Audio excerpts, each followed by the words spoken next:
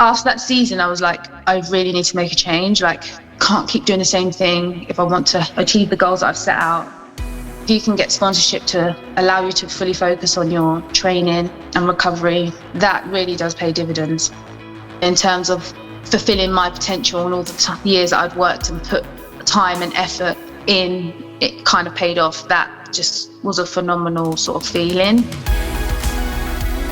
I'm Conor Nolan and welcome to The Sit Down, the podcast that explores the mindset, motivations and opinions of the elite talent and brands represented by Sport Endorse. Sport Endorse is a sports management agency specialising in endorsements and commercial partnerships between athletes and organisations. Our brand new platform connects brands and athletes directly to engage and negotiate commercial opportunities and ensure alignment between brand objectives and athlete values. The platform ensures full transparency and offers an authentic sponsorship experience. Whether you're an athlete seeking sponsorship or a brand that would like to engage with any of our talent, check out the Sport Endorse Platform at platform.sportendorse.com or download the Sport Endorse app through the Apple Store or Google Play.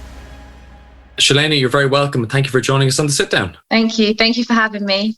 Your Twitter bio probably gives a better synopsis than I ever could. Olympian, European champion, World Bronze Medalist, 6 times British champion. It's an impressive CV. Oh, thank you. I've tried these last couple of years to really just go out and show my best form and be the best version of myself. And I think I've done myself proud in some situations and come away with some medals, which I'm proud of. So take us back to the beginning. I mean, what got you started in athletics? For me, I got started in athletics through my school teacher. I think I've said this times before, like I started off I've always been quite sporty, but it all sort of come to more like when I went to secondary school, and it would just so happen that there was quite a good crop of girls who started school at the same time. So we did in my year, we did a lot of school sport and participated in every sport under the sun, if my teacher could get me involved in it. And she was the one who introduced me to the track, Windsor, Slowington and Hounslow, and took me down there. And it's motivated me and encouraged me all through my career, really. We're still family, we're still friends now, we're like family. And there were times where I'd lost motivation and stuff, and she would drive me back or steer me back that way. But it was definitely my school teacher who got me involved, and I guess shone that light. And I've been fortunate enough to have really good people in my life who have been passionate and have seen that I've had potential or talent. Like my first coach, Roger Hughes, who gave me a lot of time, and it was really more passion and it helped build my sense of self. And that's kind of like where it all started. You're probably best known for competing in and winning the 800 metres. So what drew you to that event in particular? So when I say we got involved in school sport, we had really good athletes who already attended the club, who were really good at sprinting.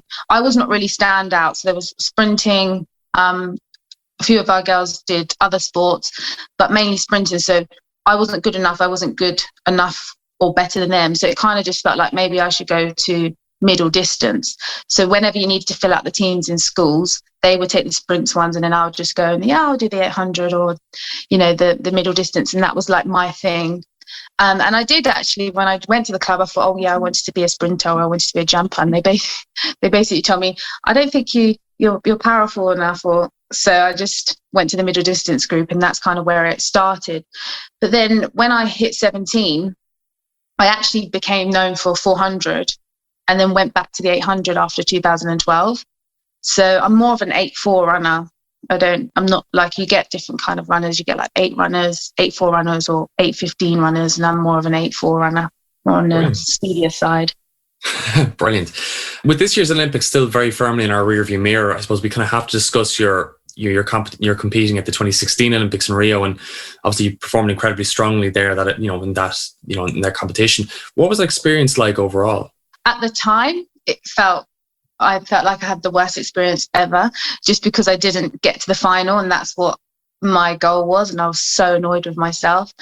And then once I tried to allow myself to sort of get over it, which it was still raw while I was out there, but I still had some really good experiences, like traveling with my family and just being in the village with athletes and just having that, I guess, individual, unique experience that you can really reflect upon.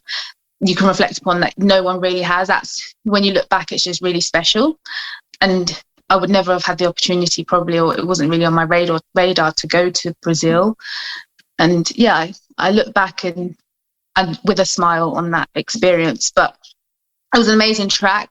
But I was just so annoyed that I didn't make the final, because I knew I had so much more potential. But I think at the time, now looking back, I feel like I was a bit inexperienced because I made an error coming off the bend. I was so strong, and a girl came out in front and clipped me, and I stepped back and paused for like a long time, and then came back really strong, but not enough to get into the automatic spots. So I think that was just really frustrating to me. But I'm kind of over it now, kind of.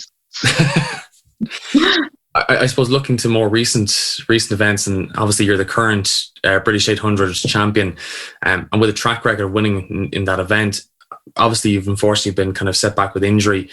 How did you deal with that happening, I suppose, at quite a crucial moment, and obviously meaning that you couldn't compete at the 2020 Olympics? It's been an unusual experience because I've never not been able to compete in the season. Like, I've had injuries multiple times, like 3 weeks, bad injuries, like before my trials, and pushed through and made it, and won the trials. Whereas this time, I've had an injury, like a leg injury, for a while, and then felt that it was like on top of it, and it seemed like it was, but until as soon as I put my spikes on, it kind of regressed, until it was like I was really running like myself and limping on my foot.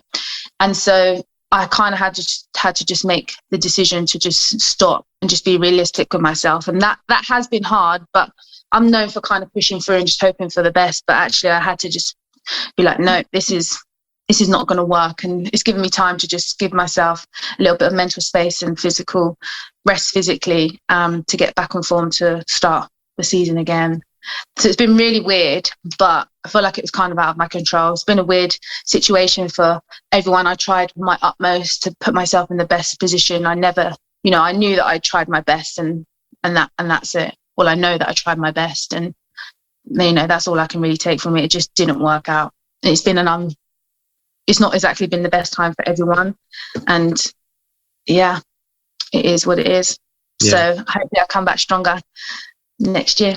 Absolutely. Well, listen, with such a kind of a short turnaround for the 2024 Olympics in Paris, I imagine that's something that's perhaps on your radar, is it? Yeah, although I'm just thinking year upon year, because time goes quickly. Like, it's only 3 years, but I'm more focused on each championship year upon year and just see where that takes me. So next year you've got the World Championships in Oregon. That will be fantastic and really exciting. So hopefully I can be in that and just be in my best form. I still feel like I'm capable of running a PB. That's one of the vices. Like, I've won loads of championships and stuff, but I haven't actually shown or fulfilled my potential in terms of times on the track. So I know that if I can run the times that I'm capable of, I will be competing for places and spots on the team and medals. Mainly thinking about next year World Championships, and then think about the year after that, because you can think too far ahead. Of course. Looking back, I suppose, at the period during the pandemic, various lockdowns and uncertainty around events and competitions, how difficult was it for you to stay motivated? It was really hard, like, especially when it was, right at the start, where it was like, it's going to be cancelled, it's not going to be cancelled. And I was in Philadelphia at the time, training out there with my group, which is a really different environment in itself. And then I'd literally just gone back out there in March and all of the stuff. And so it was really hard then, because you were kind of in limbo. And then once it was announced, it was just like a wait, because you didn't realise how much energy that was taking. That was like a lot of unconscious energy that was. So once you had a firm decision on it, that really helped. But then it was easy to stay motivated. I stayed out there just training on my own, because everyone was separate for like 3 months, because I could get more training in there than I could if I'd come home. And I just took it as a time to just make sure I was stronger in the areas that I wanted to be better in. And also that I guess there wasn't really that much of a stress in terms of competition. So it allowed you to you had to spend more time with your family anyway, because you're stuck in the house with them. But you could really appreciate that kind of environment more, because you weren't necessarily pushing for your running goal. So I kept motivation. I still competed as well, did some races, and yeah, I found it was okay. Once you had that kind of firm decision though, because initially it was quite stressful. I think I took probably like a week or so off once that decision was made, because it was really hard to get your head back into the game. Just give yourself that mental space and then and then go again. Yeah. And you're a personal trainer by trade. So, I mean, obviously we've seen kind of the, gyms and spaces for exercise obviously being kind of, closed very early and taking a long time to get back up and running. How was your business and your training as well affected by the pandemic? It actually, well, so for myself, I think if I can remember now, because it was hard to get access into the gym, especially in Philadelphia. I actually bought a squat rack and stuff while I was away, and then had to use a lot of free weights and stuff, and really made my core strong because I did a lot of core. At home, I have a gym, fortunately. Got given some products, which was really, really helpful for me to maintain my training. So I got some consistency there. And in terms of my personal training, we moved it online. And I only have a few clients just because I travel a lot and it's really hard to stay consistent with everyone. You want to be reliable. So, but actually moved it online, which was for some of my clients, they really, really enjoyed that. So it was fine overall. Great. So for you at the moment, and obviously we've kind of mentioned that you're in the process of recovering from injury. So what does your training routine look like at the moment? So I rested for about 6 weeks, but now you can't just rest. You have to maintain your cardio, your general sort of fitness. So doing lots of core, biking, stair climbing. I have a leg injury, so it's feeling a lot stronger, but I have to kind of stay off my feet in terms of that kind of impact. Lots of circuits and skipping and lots of rehab and occlusion training. Have you heard of occlusion? Yeah. Yeah, so lots of that kind of stuff. I imagine for you in a sport which is so kind of track focused, that not being able to be on your feet for any kind of period of time or have that kind of high impact in terms of training, that must be very difficult mentally. Well, I'm kind of when it's my break, it's my break. Like I'm not like, oh, it's my break, I really need to go for a run. When it's my break, it's my break. When I was on a run, obviously with the injury, and I think it's annoying when say friends or family say, I'm going to go for a run, because I'm like, oh, good for you. But I found it okay, because I think I mentally and physically, I knew physically having a break would be fine, and actually doing different forms of exercises still maintains your fitness. We've done that many a times when you're injured, you can't run, you do aqua jogging, you're on the bike, you're, as I say, stair climbing to maintain that fitness. So I've done that many a times to know that transition into running is easier. You might not like it. It's not my go-to, but it means that when I get back to running, it's a lot easier. It's still not the same because it's not the same motion, but it's better than doing nothing. Yeah, it's not really bothered me. And I think the reason why it's not is because I know that this season's kind of, I don't need to get back for anything this season. So just doing all the different things to maintain fitness, and hopefully I'll be back running in the next couple of weeks. Fingers crossed. Switching gears a little bit, specifically in athletics, how important is sponsorship for athletes to succeed at an elite level? It's really, so I'll give you, for me, if you get sponsorship, it allows you to give full focus to your training physically and emotionally. So for me, I had the biggest step up, and it wasn't the same. I didn't have sponsorship, but in terms of working hours on my feet, in 2014, because I had finished uni in 2011 and maintained working in the sports shop, because I was like, I'm going to have my breakthrough like next year. And it took like 4 years or 3 years from 2011 sports shop for about 20 hours a week. And I would drive to training in the morning, come back around 10, quickly take my breakfast and shower, and then ride to work to save money on the parking. That's about half an hour. And then be on my feet all day and then ride home. And it's 2014, I really felt like I could make the Commonwealth. And I felt like it was going to be my year. And I couldn't quite do it. I ran like 2:01, something like, and I needed to run like under 2:01 or 2:01.5, and I kept on running 2:01.9. So after that season, I was like, I really need to make a change. Like, I'm there, but I'm not there. And, I can't keep doing the same thing. If I want to achieve the goals that I've set out, I'm just going to do the same thing, have the same results. So I was like, I'm going to do personal training. I have a degree in sports science. I love fitness, and it means that I can work for less hours and earn more money. And I was so scared because like, oh God, I've not got any money in my account. Like, how am I going to afford to go to training, or what if I don't get a client?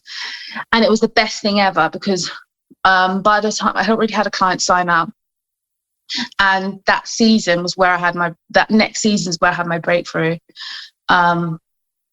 Not so much in the indoor bit, but coming into the outdoors, I came 5th in Beijing and run 1:58. And it just allows you, like, I think that time off my feet, just to rest and recover, mentally prepare and get myself, because it's not just physical preparation, it's mental preparation. You actually need time away. You need time away from other stuff to sit and think about how you're going to execute races and just kind of get in tune with your body. And that all takes time. And so if you can get sponsorship to allow you to fully focus on your training and recovery, mental recovery, that really does pay dividends. It really does. Yeah, I think you've kind of obviously really highlighted just how important it is in terms of, being able to compete and succeed at an elite level. I suppose kind of as a follow-on from that, do you think that it's difficult for athletes to secure sponsorship or even just gain the attention of brands? Yeah, I personally have found it difficult to find different types of sponsorships and I guess show brands what I can add value for them, or and team up with brands and stuff. I found that quite hard to sort of like show brands what it is I can do for them and how we could work together. I've not found that easy. Forgive me if I'm wrong. No, I suppose that perhaps brings me to my next point, which is obviously you're part of our Sport Endorse platform. You've been one of the athletes who's seen a number of opportunities come through that. How have you enjoyed using the platform, and would you recommend it to other athletes to support their sponsorship needs? Yeah, well, I love the fact that you can see what brands want. Well, I guess specific athletes and what they want from you, and you can look and see what brands for me, like I'm quite particular. I wouldn't want to just work with any brand. I want to work with a brand that I feel I can really add value in, and also what I would use or would support me in my training, and a brand that I love. So I love the fact that you can sift through and be like, oh, okay, I really love that brand. Let me try and apply to work with that brand. And that's really great because it's very visual. You can see what's available and they can see what you can offer as well. So I guess it should make the whole process really a lot easier. And transparent, hopefully. And transparent, exactly, yeah. Great. Because the thing is, you want everything to be authentic and you want everyone to do a good job. You want everyone to be on the same wavelength. And yeah, as you say, transparency is key. Perfect. So for you at the moment, what are some of the brands you rely on and use to perform at your peak? So in terms, I buy lots of different brands to support my training in terms of hydration tablets, science and sport. I don't have any particular brands that sponsor me or anything. I get my funding from UK Sport and money that I've saved. I don't have any particular sort of nutrition companies or anything like that. But I'm sponsored by Saucony, so they've supported me throughout this season, which has been really helpful. And I really like their trainers. But other than that, I don't have any affiliation with any brands as of yet. Yeah, well, not yet, but I suppose maybe now following this podcast, maybe someone's going to listen in and want to partner up with you. You've been an incredible ambassador, I suppose, in highlighting the clear racial and gender disparity which exists within sports. In your opinion, as a starting point, how can we begin to bridge the equality gap? Well, in terms of bridging equality, it's all about visibility. So if we can show in terms of females, black females, but in terms of gender equality and showing more visibility of women's sports would be a good start. Because in terms of people seeing it, is where they'll know what they can sponsor and what they want to achieve, and people watching on TV. We have to see it to believe it. So that's what I would say. Yeah, I think, and I couldn't agree with you more. I think speaking with Hannah Tyrrell, who you may or may not be aware of, but Hannah was a former Irish rugby international who's gone back and played GAA ladies football for Dublin. And when we had a similar conversation, and for her it was all about visibility, and certainly that the starting point was that bums on seats was what was needed. People needed to act in that manner, and that simply would have a knock-on effect. So I couldn't agree with you more. I think visibility is certainly where we start. Longer term for you, looking kind of at your aspirations beyond sport, what would they be? It's really hard for me to envision, because for me, I've still got things that I could achieve in sport. And also because you spend so long, just that's what you think of. I'm not sure I'd want to be a coach, but I'd be like more involved in mentoring. I like coming from, I guess, a disadvantaged background, supporting that sort of area, young people in sport, and kind of, I really want to kind of convey the message. It doesn't really matter where you come from. Always embrace where you come from. It doesn't need to dictate where you go. There's lots of talent and stuff out there. So it's, I guess, making people believe or gain that confidence or that sense of self to know that they can achieve anything. And it doesn't have to be on the track.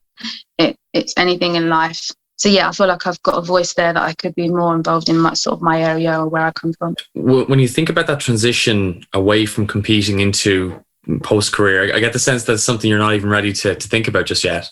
No, it's really hard because there's still things that you want to achieve I want to achieve on the track. I have different things that I guess I do in my life, but in terms of a career, I feel like I can do lots of everything. Lots of different things. I don't necessarily want to narrow myself down to one thing. And actually, I've spent all of last year and this year, just because we have more time, doing lots of different courses and trying to get more experience. Because the other thing is, because you spend, and I think it's changing, but because I've spent, especially from 25, literally just trying to hone my career and prove to myself I had more potential, more to give, I fully focused on that. And I was very much like, and I think it's a bit of a negative. I was very much like, oh my goodness, I can't give myself to anything else because that'll take away from my running. And then if I didn't achieve anything, if I missed achieving my running, I'd kick myself for doing that other thing. So I very much didn't do anything else. Or I was very much like, if family were like, could you go, do you want to come here? And I'd be like, oh my goodness, no, I can't. I need to rest and stuff like that. So that's kind of mindset. And you know what? I can't kick myself too much because it allowed me to achieve the things but I didn't really do any other things. I think it's changing where you can be more than just your running and you can do some other things and build experience in doing other things. So that's kind of like what I've been doing now, but I would suggest not to do that later on in your career. Take all the opportunities when it works within your training, or try and make it work within your training environments, just so you feel, or you have more other things, or have other things in your armory that you feel confident in when you do decide to make the transition. So when I get asked the question, I don't necessarily have a finite answer because I'm still building on that outside of my running. Great. Yeah, that's brilliant. When you think about legacy, I mean, how would you like to be remembered as an athlete? I would love to be remembered for being brave, honest, kind, tough. I think that's probably good enough. Yeah, I think that's certainly something I think we should all probably strive for towards the end of our careers. And looking back over your career to date, and it might be hard just to choose one, but what's been your favorite sporting moment so far? So I think I always say two. So so when I first came in 2015, when no one knew who I was, and I came in the top. I was in the top 40 when I went into Beijing in 2015. So no one knew of me, and then coming out running 158 and coming fifth in the final. So that was a really great experience for me. I didn't actually obviously win any medals, but in terms of fulfilling my potential and all the years that I'd worked and put time and effort, grit, in, and it kind of paid off. That just was a phenomenal sort of feeling. But then in my winning the gold in Glasgow in 2019, that was really good because I don't know if you know, but in 2017 I'd made an error coming off the bend off the last lap. Yeah. And so my competitor, who was really good, pushed me out, as you do in the indoors. And so, but then we came through the line 0.01 apart, and I came second, she got the gold, and I was so annoyed with myself because I'd made a tactical error. I was definitely capable of winning the race, but I didn't, because I didn't make good decisions. So going back 2 years later and actually controlling the race and just winning the race from the gun, it's just a pure sense of relief and just a reminder, well, I guess, and just showed to myself that I can actually win the races, and I'm confident enough and brave enough and tough enough, and I actually did it in a home crowd in the UK. So that was fantastic, and everyone was really happy. That's great. Yeah, brilliant. And I suppose as one final question, if you had one piece of advice for aspiring athletes, what would it be? So I think I probably got two, because recently I've been getting messages from athletes, and I'm very honest. So one of them is just do you think I should stop my education to focus on I have to work? And I'm very honest, like, that's just part of the journey. Like, I wouldn't suggest not doing your education to pursue your running. In fact, I was the opposite. I wish I'd focus on my education more, just because you need it always as a backup, and that's part of the journey. Sometimes you have to slog it out and do them all, and it will all sort of work out. But it's not a case that necessarily everyone just gets money thrown at them from the start. You know, we all have to ride it out and slog out and work, and, you know, so don't feel like you're being hard done by just because you're having to do that at the start of your journey, because that's life. And then the other thing is try to enjoy the journey. For me, like, I obviously enjoyed the journey, but I think I was so focused on my goals and stuff, as you are. But I think try and enjoy sort of the traveling. You know, I was very fortunate after sort of getting to a level to travel to such beautiful countries, and just sort of enjoy that sort of experience a little bit more with friends or travel athletes who travel as well, and just try and enjoy and just take a little bit of time to reflect on that sort of experience. I would say enjoy the journey more, because sometimes you're like so focused on the goal, you achieve that and you move on to the next. Well, I have been anyway. And actually, it's the process sometimes that's more important, how you grow. If I reflect on the type of person that I was 5 years ago, the experiences that I had, and to now, like, it's all about that journey and the experiences that I've had that have helped me become the person I am today. Amazing. Well, look, I think, you know, that's a fantastic way for us to end this week's episode. Shelayna, thank you so much for taking the time to chat this morning. From myself and all of us at Sport Endorse, we wish you all the best in the future. No doubt we'll be seeing you go for gold very soon. Oh, thank you so much. Thanks, Connor.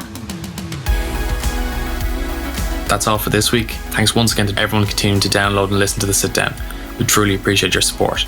If you're interested in partnering with any of our talent, the Sport Endorse Platform is now live. You can review and engage talent at platform.sportendorse.com or download the Sport Endorse app through the Apple Store or Google Play. Be sure to follow Sport Endorse on Facebook, Twitter and Instagram. Until next time, take care.